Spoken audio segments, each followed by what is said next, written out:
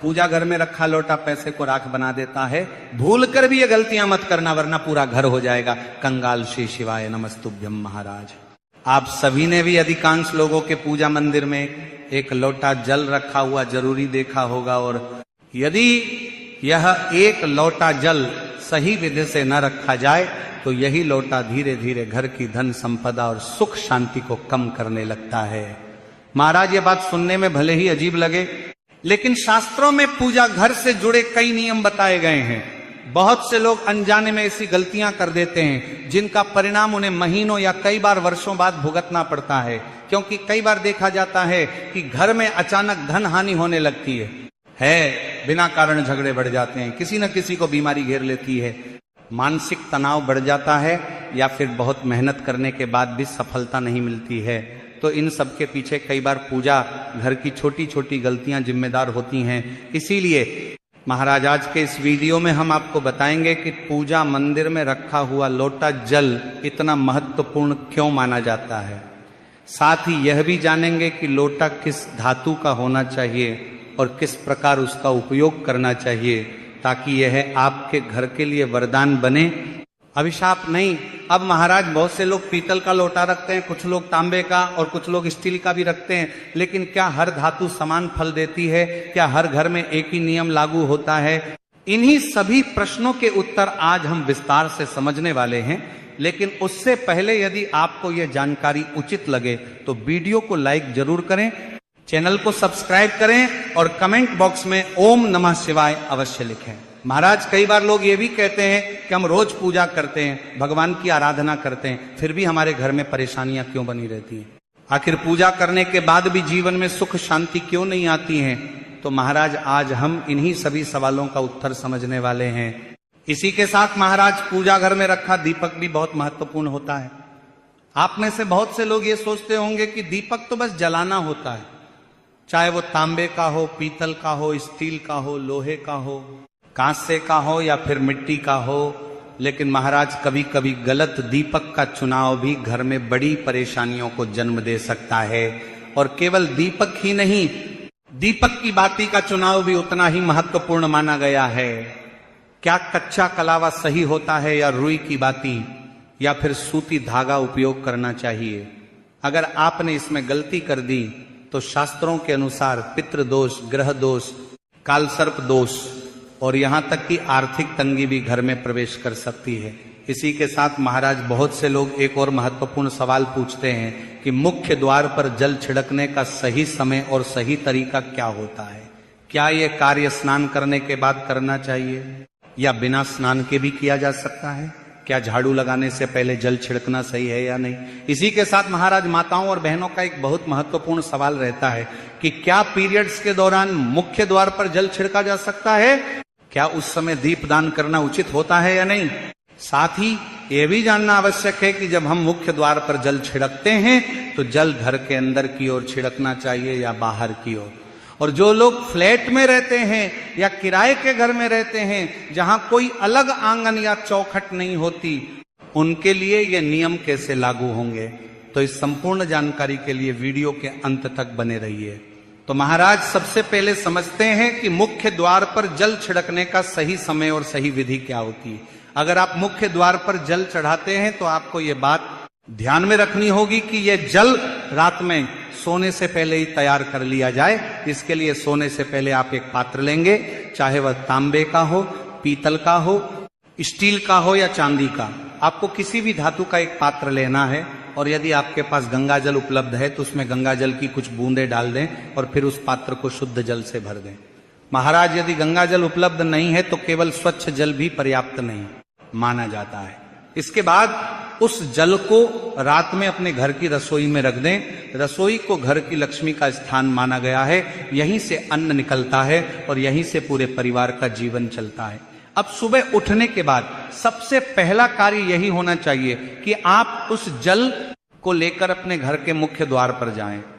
जो जल सुबह सबसे पहले मुख्य द्वार पर छिड़का जाता है वो केवल साधारण पानी नहीं होता, वो आपके घर की नकारात्मक ऊर्जा को बाहर करने का माध्यम बन जाता है।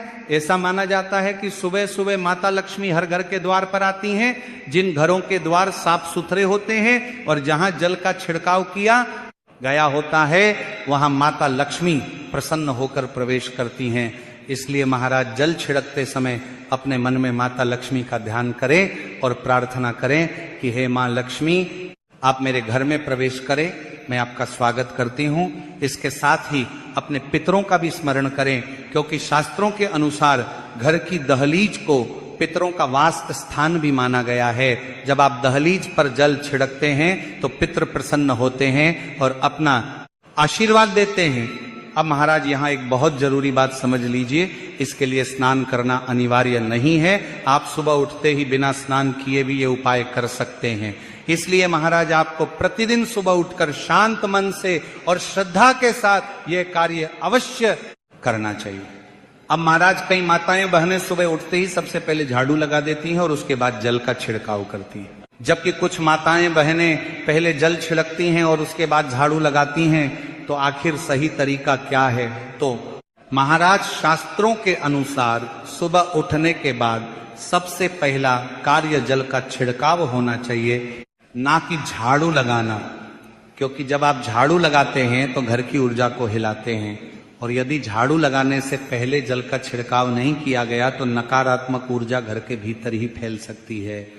इसलिए महाराज सुबह उठते ही सबसे पहले बिस्तर पर अपनी दोनों हथेलियों को देखना चाहिए और माता लक्ष्मी का स्मरण करना चाहिए। यदि आप चाहें तो मन ही मन यह मंत्र भी बोल सकते हैं, कराग्रे वसते लक्ष्मी, कर मध्य सरस्वती, करमूले तू गोविंदः, प्रभाते कर दर्शनम। इसके बाद दोनों हाथ जोड़कर ईश्वर को प्रणाम करें। फिर धरती माता को स्पर्श करके उनसे क्षमा याचना करें और धीरे से अपना दाहिना पैर भूमि पर रखें। अब महाराज बिना किसी देरी के रसोई में जाएं, वहां जो जल रात में रखा गया था उसे लें और सीधे अपने घर के मुख्य द्वार पर जाएं। मुख्य द्वार खोलकर श्रद्धा और विश्वास के साथ उस जल का छिड़काव करें। फिर इसके बाद ही आप घर के अंदर आकर झाड़ू लगाएं, सफाई करें, स्नान करें और अपनी दिनचर्या प्रारंभ करें।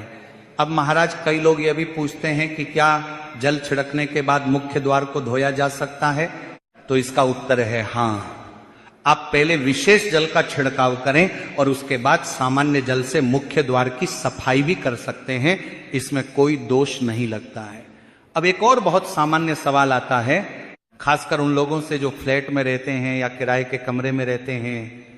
उनका प्रश्न होता है कि हमारे यहाँ ना तो कोई आंगन है और ना ही कोई स्पष्ट चौखट दिखाई देती है, तो हम जल छिड़काव और दीपदान कहाँ करें?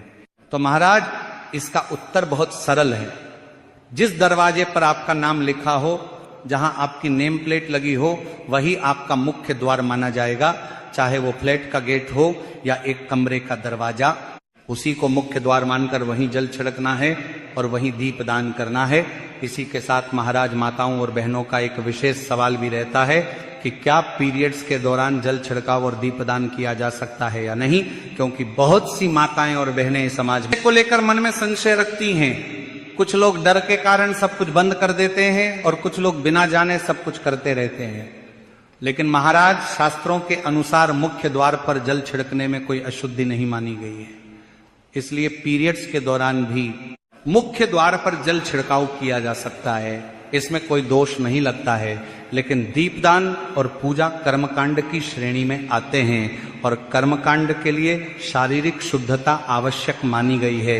इसलिए पीरियड्स के दौरान दीपदान नहीं करना चाहिए और पूजा की सामग्री को भी नहीं छूना चाहिए।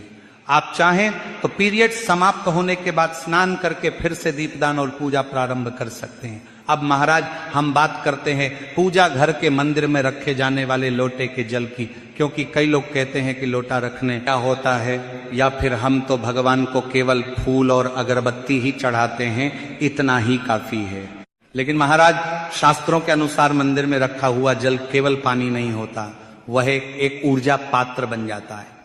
जब आप पूजा करते हैं, मंत्र जपते हैं और भगवान से प्रार्थना करते हैं, तो उन सभी की सकारात्मक ऊर्जा उस जल में समाहित हो जाती है।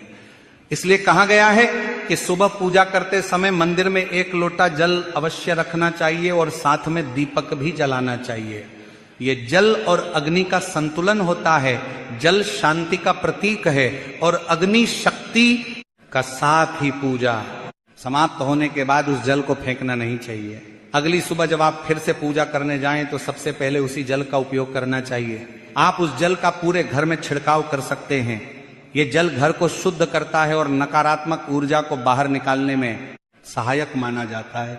कई बार देखा गया है कि जहां दवाइयां असर नहीं करती वहां यह अभिमंत्रित जल भी सकारात्मक प्रभाव दिखा देता है। यदि घर में कोई व्यक्ति बीमार है तो दवा के साथ साथ उसे यह जल थोड़ी मात्रा में दिया जा सकता है। ऐसा माना जाता है कि इससे दवाइयों का प्रभाव जल्दी दिखाई देने लगता है। यदि घर में लगातार कलह, झगड़े और मानसिक तनाव बना रहता है तो परिवार के सभी सदस्य इस जल को थोड़ा थोड़ा ग्रहण कर सकते हैं। धीरे धीरे विचारों में शांति आने लगती है और घर का वातावरण भी सकारात्मक होने लगता है। जो लोग व्यापार करते हैं वे अपनी दुकान या ऑफिस में इस जल का छिड़काव कर सकते हैं। ऐसा करने से कार्यों में आने वाली बाधाएं धीरे धीरे कम होने लगती हैं और वातावरण भी शुभ बनने लगता है। अब महाराज, कई लोग यह प्रश्न भी पूछते हैं कि यदि मंदिर में रखा हुआ जल खुला रहने के कारण उसमें कीड़े पड़ जाएं तो क्या करना चाहिए? तो महाराज, इसका बहुत सरल उपाय है। जब आप पूजा समाप्त करें तो उस जल को किसी छोटी प्लेट या कटोरी से ढक दें। इससे वह जल सुरक्षित और शुद्ध बना रहता है। लेकिन यहाँ एक बात विशेष रूप से ध्यान रखने योग्य है कि मंदिर में रखा हुआ जल कभी भी तुलसी के पौधे में नहीं चढ़ाना चाहिए, क्योंकि यह जल सभी देवी देवताओं द्वारा स्वीकार किया गया माना जाता है।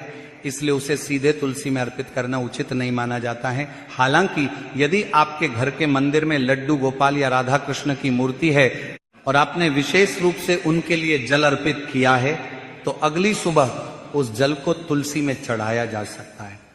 इसी के साथ महाराज, शास्त्रों में यह भी कहा गया है कि जो लोग अपने घर के मंदिर में नियमित रूप से 1 लोटा जल नहीं रखते, उनके घर में धीरे धीरे आर्थिक तंगी, मानसिक चिंता और कई प्रकार की परेशानियां आने लगती हैं। इसलिए यह बहुत आवश्यक माना गया है कि प्रतिदिन अपने पूजा मंदिर में 1 लोटा जल अवश्य रखा जाए। अब महाराज, हम बात करते हैं घर के अंदर और बाहर दीपक जलाने के महत्व की।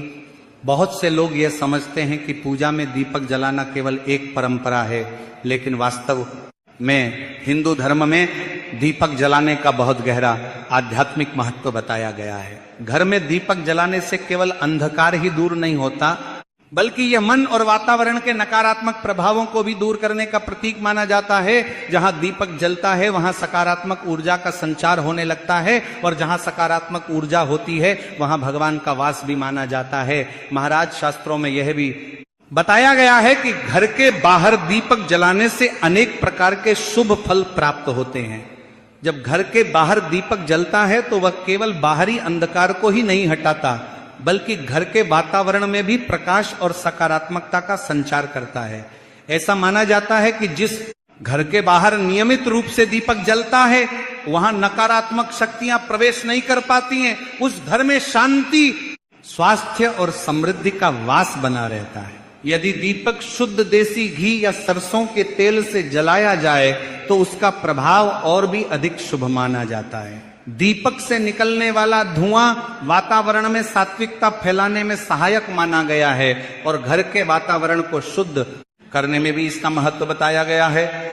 महाराज, कहा जाता है कि जिन घरों में नियमित रूप से दीपक जलाया जाता है वहां माता लक्ष्मी की कृपा बनी रहती है। यदि दीपक को पूर्व दिशा की ओर रखकर जलाया जाए तो व्यक्ति को दीर्घायु प्राप्त होती है और यदि उत्तर दिशा में दीपक जलाया जाए तो धन और समृद्धि में वृद्धि होती है।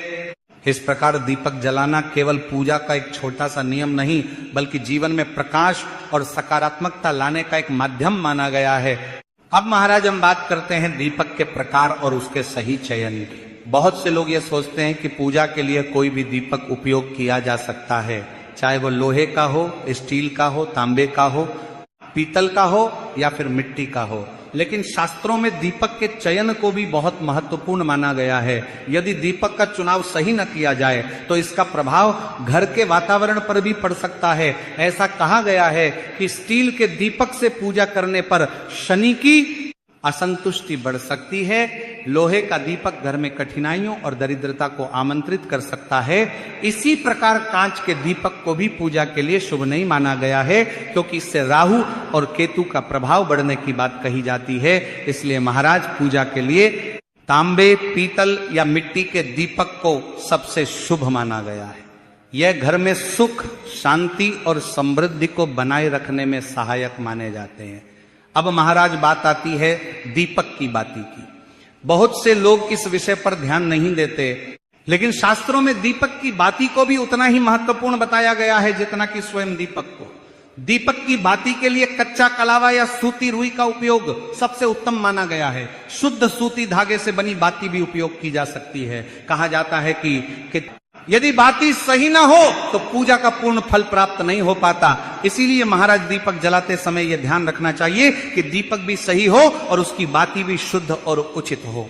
अब महाराज बात करते हैं मंदिर में घंटी और ताली बजाने के महत्व की। जब भी हम मंदिर में पूजा करते हैं और उस समय घंटी बजाते हैं तो उसका एक विशेष आध्यात्मिक महत्व बताया गया है। ऐसा माना जाता है कि जब घर या मंदिर में घंटी बजाई जाती है तो उस ध्वनि से वातावरण में एक सकारात्मक कंपन उत्पन्न होता है। शास्त्रों में यह भी कहा गया है कि घंटी की ध्वनि से नकारात्मक ऊर्जा दूर होती है और पूजा का वातावरण पवित्र बनता है। कहा जाता है कि जब कोई व्यक्ति श्रद्धा से भगवान के सामने घंटी बजाता है तो उसके द्वारा किए गए जप, दान और साधना का पुण्य फल भी बढ़ जाता है। इसी प्रकार ताली बजाने का भी अपना महत्व बताया गया है। जब हम भजन करते हैं या भगवान की स्तुति करते हैं और उस समय 3 बार ताली बजाते हैं तो इससे मन और वातावरण दोनों में सकारात्मकता का संचार होता है। महाराज ये भी ध्यान रखना चाहिए कि घंटी केवल पूजा या भजन के समय ही बजानी चाहिए। उसे खेल खिलौने की तरह बार बार नहीं बजाना चाहिए। यदि मंदिर बंद होने के बाद या बिना किसी कारण के बार बार घंटी बजाई जाए तो शास्त्रों के अनुसार उचित नहीं माना जाता है। इसलिए घंटी हमेशा श्रद्धा, प्रेम और सम्मान के साथ ही बजानी चाहिए। इसके साथ ही घंटी बजाने का समय भी महत्वपूर्ण माना गया है। सामान्य रूप से सुबह 4 बजे से लेकर 11 बजे तक और शाम 6 बजे से लेकर रात 11 बजे तक घंटी बजाना शुभ माना जाता है। कहा जाता है कि रात के 12 बजे के बाद देवता विश्राम में होते हैं, इसलिए उस समय घंटी बजाना उचित नहीं माना जाता है। तो महाराज यदि आपको ये जानकारी उपयोगी लगी हो तो वीडियो को लाइक अवश्य